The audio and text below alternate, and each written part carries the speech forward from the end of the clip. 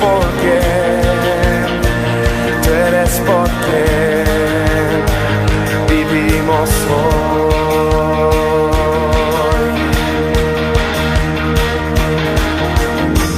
Tú eres quien nos liberta, tú eres la luz que guía como fuego ardiente. Hijo de Dios, tú eres por quien, tú eres por quien vivimos hoy.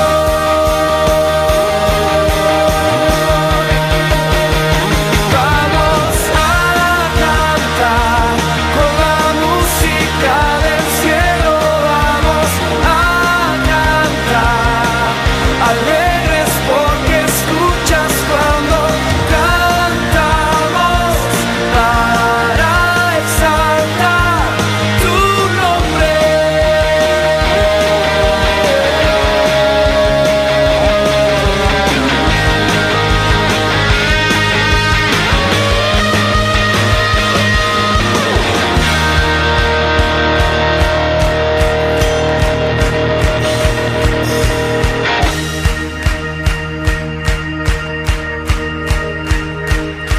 Vamos a cantar con la música del cielo, vamos a cantar alegres porque escuchas cuando cantamos para exaltar tu nombre.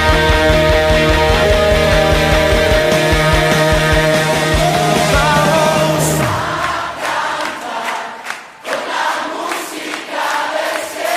Vamos a cantar alegres porque escuchas cuando cantamos para exaltar tu nombre.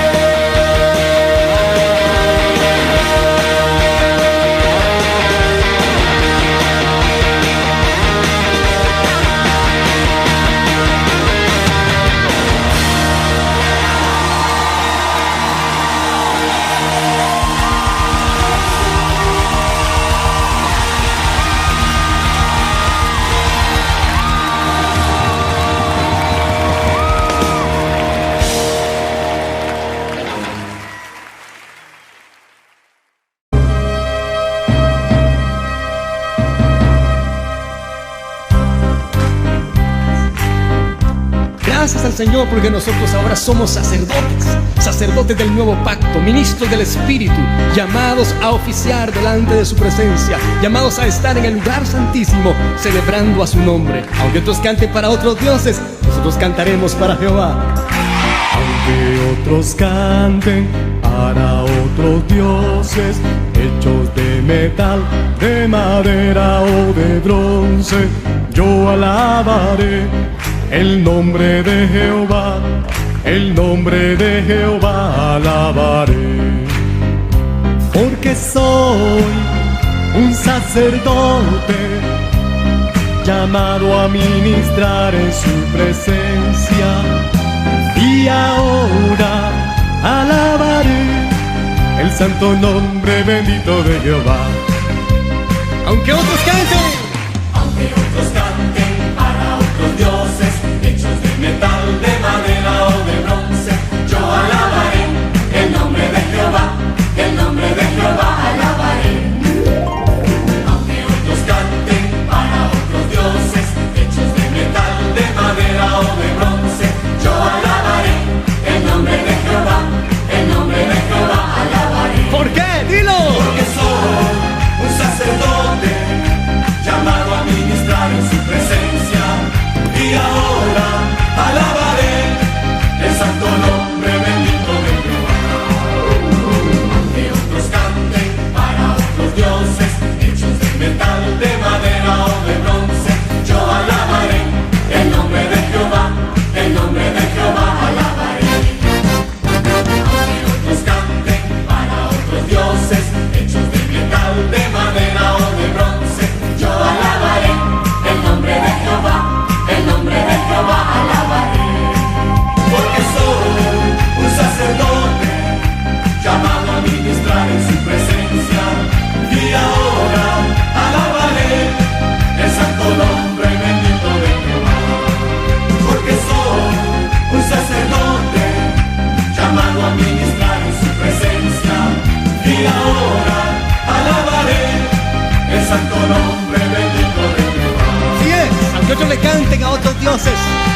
de metal, de madera o de bronce.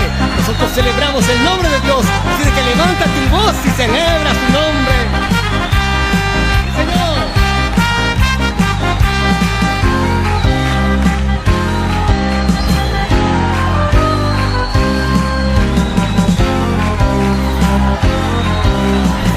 Porque soy un sacerdote, canta. Porque soy un sacerdote, llamado a ministrar en su presencia, y ahora alabaré el santo nombre bendito de Jehová. Porque soy un sacerdote, llamado a ministrar en su presencia, y ahora alabaré el santo nombre bendito de Jehová. Cántico nuevo cantaré a Jehová, cántico nuevo cantaré a su majestad. Cántico nuevo cantaré a Jehová, cántico nuevo cantaré a su majestad. Y diré que Él es grande, Porque Él es grande, cantaré que Él es fuerte. porque sí lo es. Y diré que Él es grande, Porque Él es grande, yo cantaré que Él es fuerte. porque sí lo es. Grande, grande, grande es Jehová. Fuerte, fuerte, fuerte es Jehová. Y Grande, grande, grande es Jehová. Fuerte, fuerte, fuerte es Jehová. Cántico nuevo cantaré a Jehová. Cántico nuevo cantaré a su majestad. Cántico nuevo cantaré a Jehová. Cántico nuevo cantaré a su majestad. y diré que Él es grande, Porque Él es grande, cantaré que Él es fuerte. porque sí lo es. Y diré que Él es grande, Porque Él es grande, yo cantaré que Él es fuerte. porque sí lo es. Grande, grande, grande es Jehová. Fuerte, fuerte, fuerte es Jehová. Grande, grande, grande es Jehová. Fuerte, fuerte, fuerte es Jehová. Grande, grande, grande es Jehová. Fuerte, fuerte, fuerte es Jehová. Con fuerza. Grande, grande, Grande es Jehová. Fuerte, fuerte, fuerte es Jehová. Con gozo proclama esa verdad. Jehová. Fuerte, Que grande y fuerte es Jehová. grande, grande, grande es Jehová. Fuerte, fuerte, fuerte es Jehová. Grande, grande, grande es Jehová. Fuerte, fuerte, fuerte es Jehová. Grande, Muy grande, muy grande. grande es Jehová. Fuerte, fuerte, fuerte es Jehová. Así es, fuerte es nuestro Dios. Es poderoso en combate, poderoso en hazañas. No conoce ninguna derrota. Jehová nuestro Dios, celebra su nombre.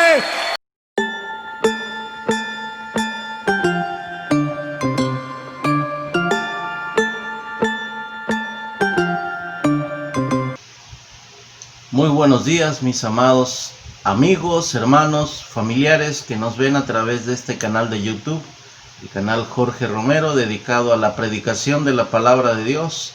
Les saludamos desde la ciudad de Coatzacoalcos, su amigo y hermano en Cristo, Jorge Alberto Romero Valenzuela.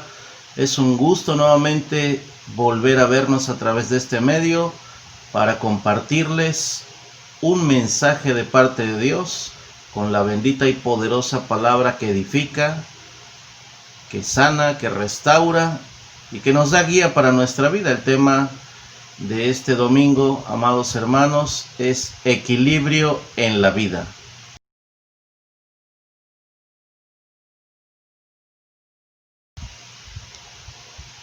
Y para hablar del equilibrio, hermanos, tenemos que saber qué significa el equilibrio.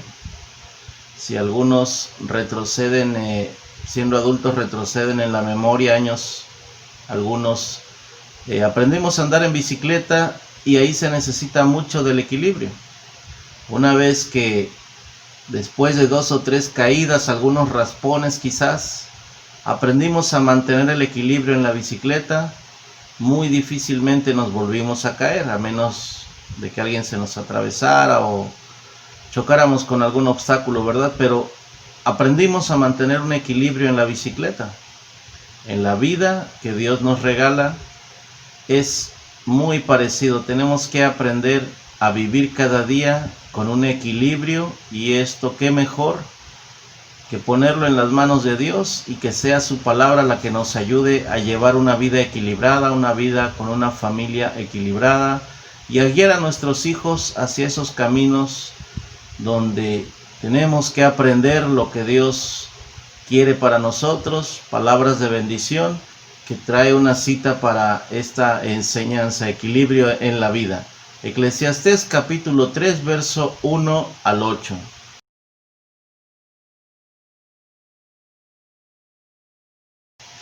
Dice así la palabra de Dios. Leemos siempre en el nombre del Padre, del Hijo y del Espíritu Santo de Dios. Todo tiene su tiempo y todo lo que se quiere debajo del cielo tiene su hora. Digan conmigo, equilibrio en los tiempos. Verso 2. Tiempo de nacer y tiempo de morir. Tiempo de plantar y tiempo de arrancar lo plantado. Tiempo de matar y tiempo de curar. Tiempo de destruir y tiempo de edificar. Tiempo de llorar y tiempo de reír. Tiempo de endechar y tiempo de bailar. Tiempo de esparcir piedras y tiempo de juntar piedras. Tiempo de abrazar y tiempo de abstenerse de abrazar. Tiempo de buscar y tiempo de perder. Tiempo de guardar y tiempo de desechar. Tiempo de romper y tiempo de coser. Tiempo de callar y tiempo de hablar. Tiempo de amar y tiempo de aborrecer. Tiempo de guerra y tiempo de paz, dice esta palabra. Esta porción de la Escritura nos habla de diferentes áreas de nuestras vidas, pero declara que para todo tiene un tiempo específico. Muchas veces nos desesperamos porque queremos conseguir algo antes de tiempo, y en los tiempos de Dios todo es perfecto. En los tiempos de Dios todo está calculado conforme al diseño y al plan de Dios, y a veces nos desesperamos y nos salimos de ese plan perfecto donde todo cuadra en la sabiduría de Dios. Y yo les recomiendo, amados hermanos, no nos desesperemos. Dios nos está enseñando a través de estos casi 7 meses de pandemia que hay cosas que habíamos descuidado, quizá el hogar, quizá en la casa, quizás en la familia. Durante muchos días de estos meses que hemos estado pasando en aislamiento temporal, tuvimos o todavía tenemos oportunidad de revisar cómo está la casa, cómo está la familia, ayudar a los hijos, ayudar a los padres. Y es algo hermoso que Dios nos permite, con ciertas limitaciones, para que también aprendamos a valorar lo que tenemos. Y eso es una de las cuestiones, hermanos, que tenemos que aprender a equilibrar en nuestra vida. No es casualidad que Dios haya permitido todo este tiempo de pandemia por el coronavirus. No es casualidad que Dios nos enseñe a equilibrar muchas cosas que habíamos descuidado en casa, quizá en el trabajo, quizás con la esposa, con el esposo, en el matrimonio, en los hijos. Quizás el orden en el hogar estaba descuidado. Hay que mantener un equilibrio sano. Equilibrio en la vida es el tema de hoy. Continuamos y vamos a ver uno de los mayores ejemplos, amados hermanos, el que nos da nuestro Señor Jesucristo. Vamos al Evangelio de San Lucas, capítulo 2, verso 52.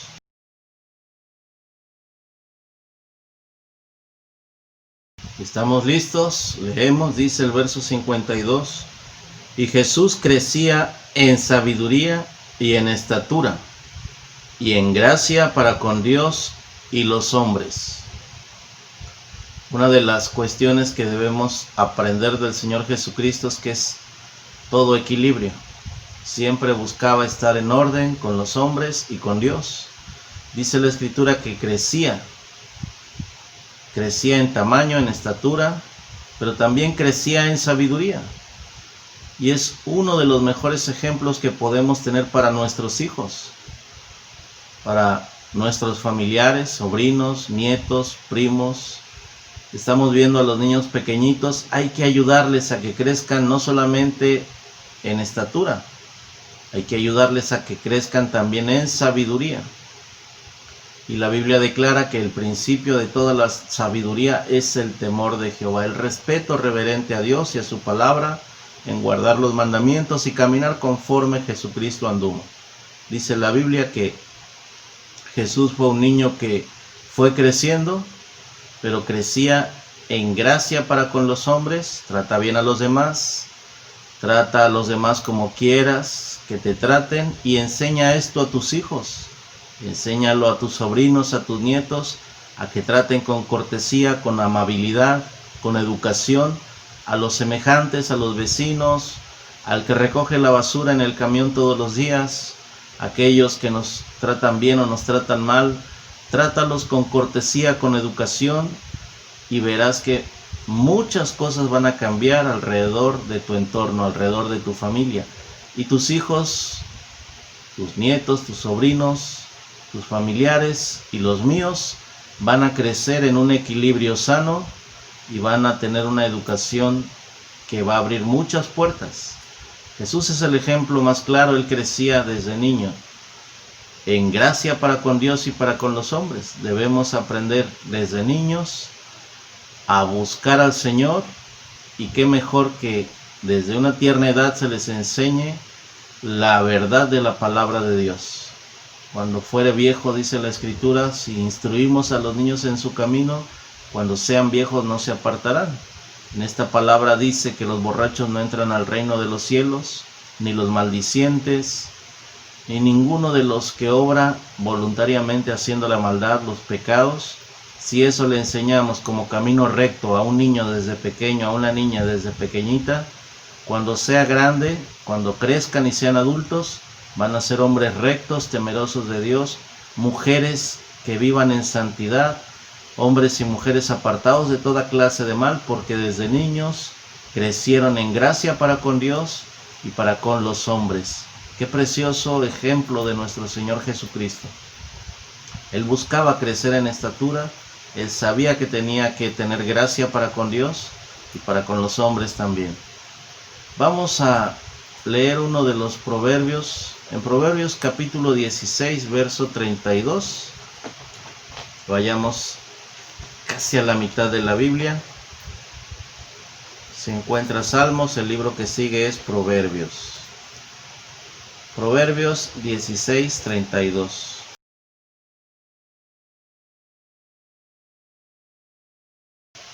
Vamos a ver esta analogía. Dice el verso 32.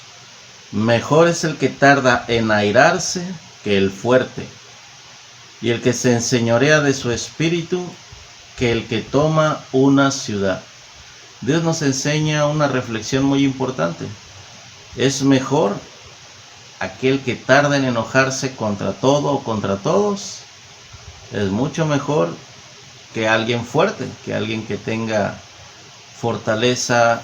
Puede ser financiera, puede ser física, puede ser intelectual, pero si se enoja, echó a perder todo. En un arranque de ira y de enojo se han perdido fortunas, se han perdido familias, porque a través del enojo muchas veces declaramos maldiciones, malas palabras, insultamos, ofendemos, y se llega a perder la confianza, la buena comunicación, la sana comunicación que debe haber, el equilibrio en nuestra vida, en nuestra familia.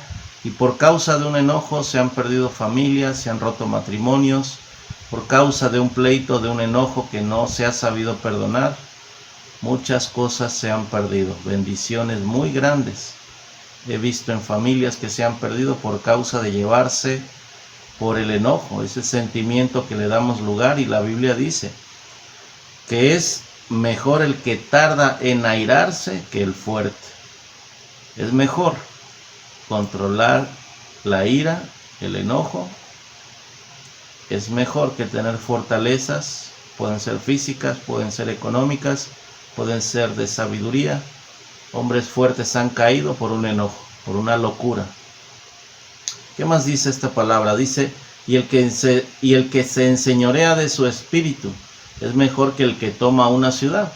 Hay conquistadores que muchas veces llegan a conseguir ser jefes de una ciudad por la fuerza, por su ejército, pero muchas veces no logran dominar sus pasiones, sus sentimientos, sus emociones, es de lo que habla este texto.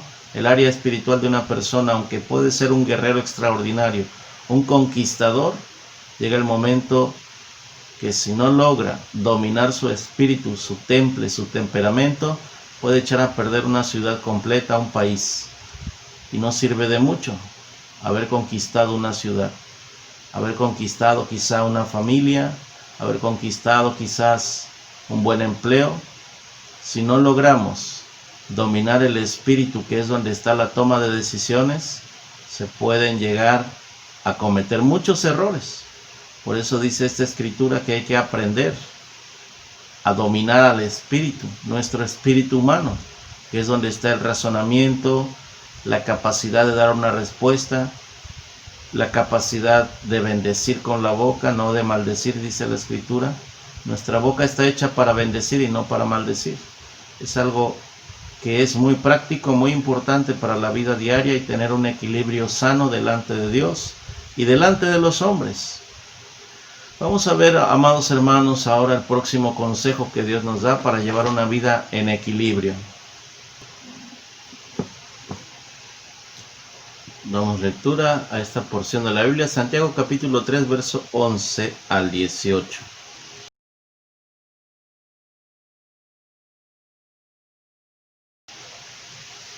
Dice así: ¿acaso alguna fuente hecha por una misma abertura agua dulce y amarga?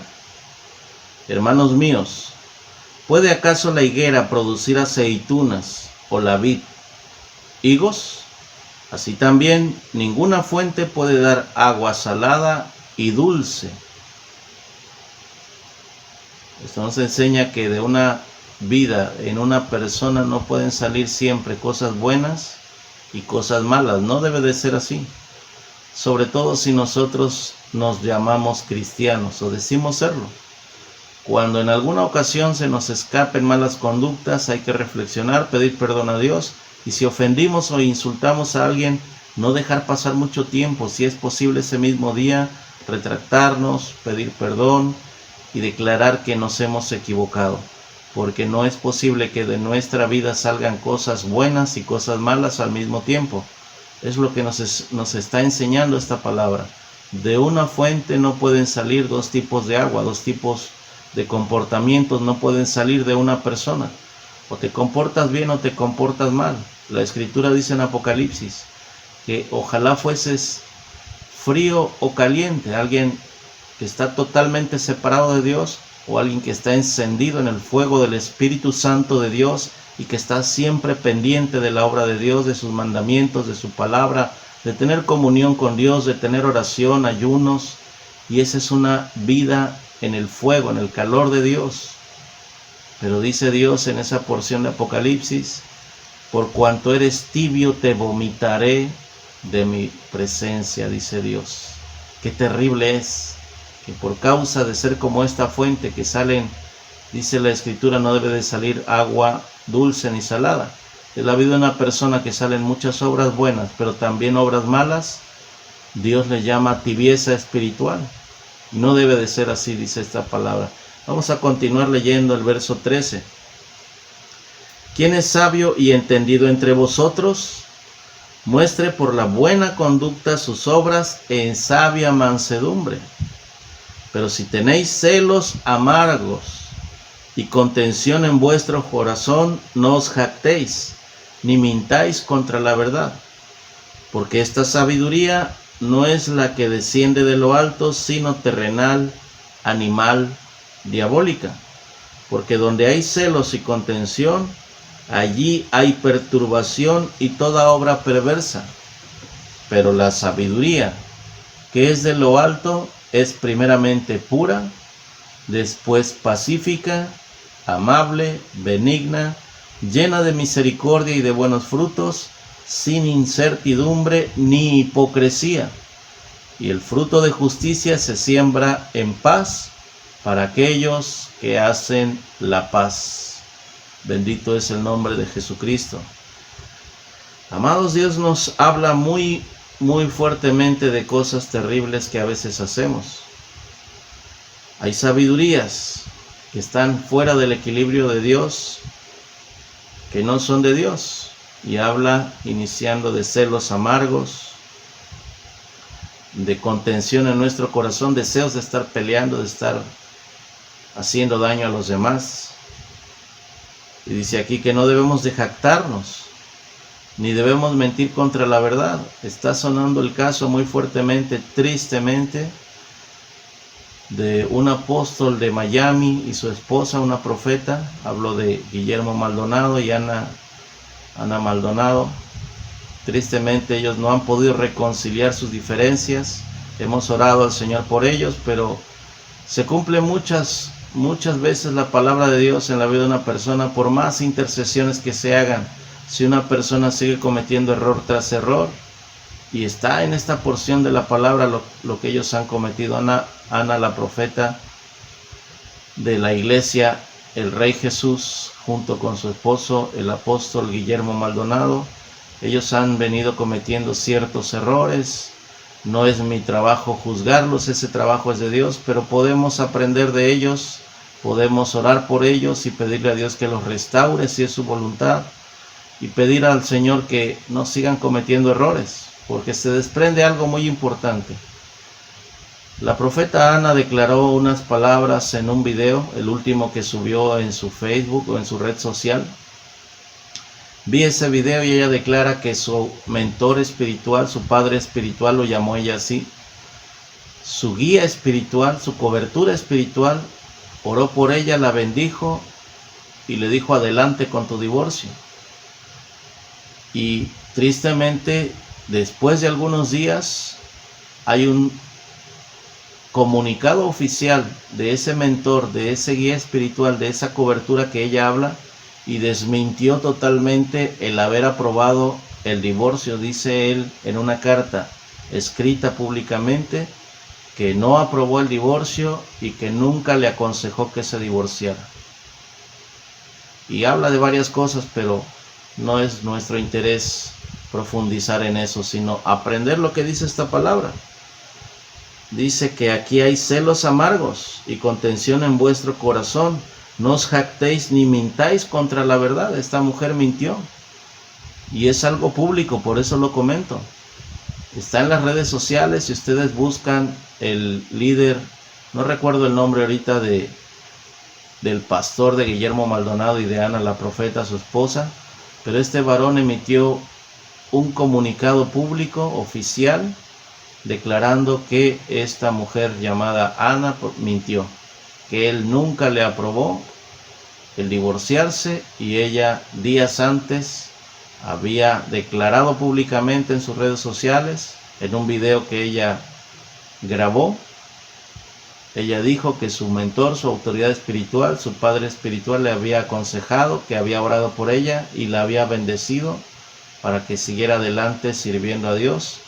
Y en ese divorcio, tristemente, se refleja algo de esta palabra de Dios. Cuando hay celos amargos y contención en el corazón, dice que no debemos mentir contra la verdad. Por eso tenemos que hacer mucho caso a la palabra de Dios, amados hermanos. Vamos a terminar mirando una palabra de Dios. Vamos a ver qué nos dice el Señor en la primera carta del apóstol Pablo a los Corintios.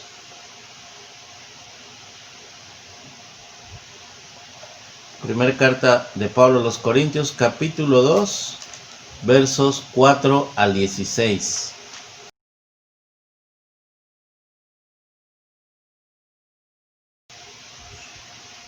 Dice aquí el verso 4: y ni mi palabra, dice el apóstol Pablo, ni mi predicación fue con palabras persuasivas de humana sabiduría, sino con demostración del Espíritu y de poder, obviamente del Espíritu Santo y el poder de Dios.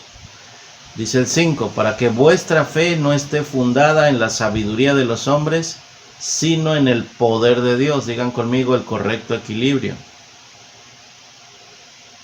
El verso siguiente, el verso 6 dice: sin embargo, hablamos sabiduría entre los que han alcanzado madurez, y sabiduría no de este siglo, ni de los príncipes de este siglo que perecen, o sea que mueren. Los hombres importantes, los presidentes, los alcaldes, los reyes de este tiempo y del mundo, dice aquí que mueren. No de esa sabiduría, dice el apóstol Pablo. El verso 7 dice: mas hablamos sabiduría de Dios, en misterio, la sabiduría oculta, la cual Dios predestinó desde antes de los siglos para nuestra gloria, la que ninguno de los príncipes de este siglo conoció, porque si la hubieran conocido, nunca habrían crucificado al Señor de gloria. El verso 7 habla de una sabiduría oculta y la revela en el siguiente verso, para que no vayan a pensar, la Biblia habla de ocultismo. Hay algunos brujos y hechiceros que usan esta palabra y la tuercen y la enseñan equivocadamente, donde dicen, aquí Dios nos aprueba, hay sabiduría oculta. Entonces Dios aprueba el ocultismo. Error grave de interpretación y de enseñanza de esta palabra. Cuando habla de la sabiduría oculta, más adelante da la respuesta claramente. El verso 8 dice, la que ninguno de los príncipes de este siglo conoce. Cuando la Biblia habla en esta porción de príncipes, se refiere a hombres de autoridad. Puede ser un juez, puede ser un presidente de un municipio, puede ser el gobernador de un estado, el presidente de una república, de un país como México. Pero dice aquí que ninguno de los príncipes de este siglo. También habla en el ámbito espiritual. Satanás es llamado el príncipe de la potestad de los aires. Cuando un hombre está influenciado por el espíritu de Satanás, puede llegar a moverse haciendo maldad y estorbando la obra de Dios. Pero aquí nos habla Dios que ninguno de los príncipes de este siglo conoció, porque si la hubieran conocido, nunca habrían crucificado al Señor de gloria. Nos habla de que si Satanás hubiera sabido que con el poder que Jesús tiene de resucitar y de dar su vida voluntariamente, nunca hubiera incitado a los judíos y a los romanos a que crucificaran a Jesús.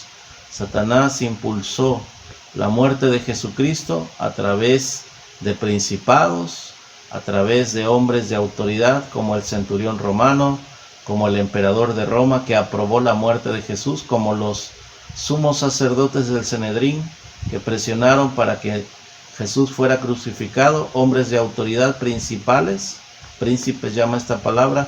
Si ellos hubieran sabido que era Jesucristo, como dice aquí, al Señor de gloria, nunca lo habrían crucificado. Pero por la gracia de Dios, dice la Escritura, Jesús dio su vida voluntariamente para el perdón de nuestros pecados, para la salvación de nuestra vida eterna. Esos son los misterios de la sabiduría oculta, que a través de la muerte de Jesucristo tú y yo tenemos el acceso directo a la presencia de Dios y la garantía de la vida eterna que ese sacrificio nos dio por medio de la fe en la obra de la cruz del Calvario. Vamos a ver el verso 9, dice, antes bien, como está escrito, cosas que ojo no vio, ni oído oyó, ni han subido en corazón de hombre, son las que Dios ha preparado para los que le aman. Y si amas a Dios, debes guardar sus mandamientos. Jesús lo dijo. Si me amas, guardad mis mandamientos, dijo Jesús. Gloria a Dios. Dice el verso siguiente, el verso 10. Pero Dios nos las reveló a nosotros por el Espíritu, porque el Espíritu todo lo escudriña, aún lo profundo de Dios. Dice el verso siguiente, porque ¿quién de los hombres sabe las cosas del hombre, sino el Espíritu del hombre que está en él? Así tampoco nadie conoció las cosas de Dios, sino por el Espíritu de Dios. Dile al que está a tu lado, qué bueno que estás en los caminos de Dios, porque el Espíritu de Dios te va a guiar a toda luz, a toda verdad y a todo entendimiento. Y habla de un espíritu humano, del espíritu del hombre. Dice que nadie conoce al espíritu del hombre, más que el hombre mismo. Nadie sabe, es muy difícil lo que va a hacer, por ejemplo, una persona que sale a trabajar, de qué decisiones va a tomar durante el día, cómo va a reaccionar a las diferentes situaciones que se va a enfrentar, más que el espíritu mismo del hombre conoce las decisiones que va a tomar cuando se enfrente a situaciones de presión, a situaciones difíciles, cómo las va a resolver. Si es un hombre natural, con su espíritu, con su intelecto, con su entendimiento. Pero dice esta escritura algo de provecho muy grande, amados hermanos. Dice que si nosotros somos guiados por el Espíritu de Dios, tenemos acceso, dice aquí, a cosas extraordinarias. Porque dice el verso 10 que leímos anteriormente, porque el Espíritu todo lo escudriña, aún lo profundo de Dios. Vamos a darle continuidad al verso 12. Dice el 12, y nosotros no hemos recibido el espíritu del mundo, de lo que se mueve hoy en día, las guerras, las hambres, las pestilencias, todo espíritu del mundo es lo que influencia. Otro ejemplo, las drogas, los vicios, la perversidad, la maldad, todo eso es lo que habita en el espíritu del mundo. Dice, y pongan atención que dice espíritu del mundo con E minúscula. Luego dice, con E mayúscula, espíritu es Espíritu Santo. Dice, sino el espíritu que proviene de Dios, para que sepamos lo que Dios nos ha concedido. Verso 13, lo cual también hablamos, no con palabras enseñadas por sabiduría humana, sino con las que enseña el Espíritu, acomodando lo espiritual a lo espiritual. Verso 14, dice, pero el hombre natural no percibe las cosas que son del Espíritu de Dios, porque para él son locura y no las puede entender, porque se han de discernir espiritualmente. En cambio, el espiritual juzga todas las cosas, pero él no es juzgado de nadie. Dice el 16, porque ¿quién conoció la mente del Señor? ¿Quién le instruirá? Mas nosotros tenemos la mente de Cristo. Y no es que en tu cerebro y en el mío Jesucristo haya hecho un trasplante de cerebro y nos haya puesto a cada uno un pedacito, ¿no? Nosotros tenemos la mente de Cristo registrada en este libro. Este libro nos habla de la mente de Cristo. ¿Quieres aprender de Cristo? ¿Quieres saber cómo piensa? Para imitarlo, para ser como Él. Aquí está la mente de Cristo. Y tú y yo no nos debemos de llevar o dejar llevar por influencias del espíritu del mundo o por la sabiduría del mundo. Dice la Biblia que eso es diabólico, terrenal, que nosotros que somos espirituales debemos acomodar lo espiritual a lo espiritual. Esto nos habla que las situaciones que tú y yo vivimos tenemos que filtrarlas a través de la palabra de Dios. Lo que nos está pasando son pruebas o son ataques del enemigo. Muchas veces Dios permite pruebas en nuestra vida para probarnos, para mejorarnos.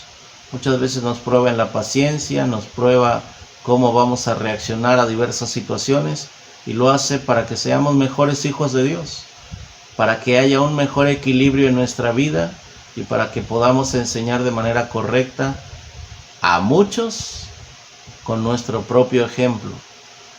Por eso la pregunta de hoy que yo te hago es, ¿hay equilibrio en tu vida? ¿Tus balanzas están correctas? ¿Estás caminando con Dios? ¿Estás teniendo tiempos de comunión, de lectura de la Biblia, del conocimiento de la mente de Cristo? ¿Te estás llenando de la mente de Cristo a través de leer su palabra? Te felicito. Dios te bendiga. Si no lo estás haciendo, te invito a que lo hagas. Siempre es importante que tú y yo cada día leamos una porción de la Biblia, una historia, un capítulo, 2 o 3. Si ya tienes habilidad, si ya tienes algún tiempo en el Evangelio de Cristo, sí te recomiendo que lo acompañes por lo menos con una hora de oración, de comunión con el Padre, con el Hijo, con el Espíritu Santo, y que no te olvides de tus lecturas diarias como una buena disciplina para conocer la mente de Cristo, y verás que muchas de las situaciones que vendrán a tu vida tienen solución, tienen respuestas en la palabra de Dios, y caminaremos en la bendición de un equilibrio en la vida que Dios nos quiere dar. Que el Señor les bendiga. Nos despedimos orando y quiero que hagamos algo por la fe. Lo que Dios nos enseña Dice la Escritura que si nosotros ponemos la mano sobre los enfermos, estos sanarán. Si alguno allá en casa tuviera alguna enfermedad y no ha sanado, créale a Dios con todo su corazón. Dice la palabra de Dios en el profeta Isaías capítulo 53, que por las llagas de Cristo fuimos nosotros curados. Nos despedimos orando, y si en este momento alguno en tu casa, de los que están pasando alguna dolencia, alguna enfermedad, pon la mano con fe, creyéndole a Dios y encomendando esa enfermedad en las manos de Dios. Declara sanidad de parte de Dios por la palabra y el poder de Dios. En esta hora, Padre mío, nos despedimos de esta prédica. Te damos gracias, Espíritu Santo de Dios, y rogamos por todos aquellos que estuvieran recibiendo esta palabra y tuvieran una condición de enfermedad. Te rogamos en el nombre de Jesús que tú les sanes, que poniendo la mano sobre los enfermos, tú dijiste, Señor, que estos sanarían para la gloria de Dios Padre. Señor, usa la vida de mis hermanos y hermanas, que cuando ellos pongan la mano en un área enferma, en un área afectada, por tu promesa y por las llagas de Cristo, sean sanados.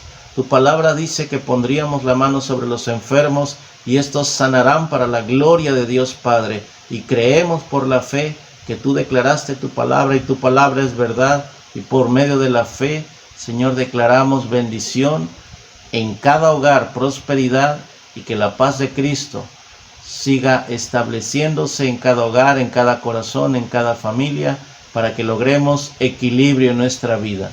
Gracias te damos, Dios, en el nombre de Cristo Jesús. Amén y amén. Que el Señor les bendiga.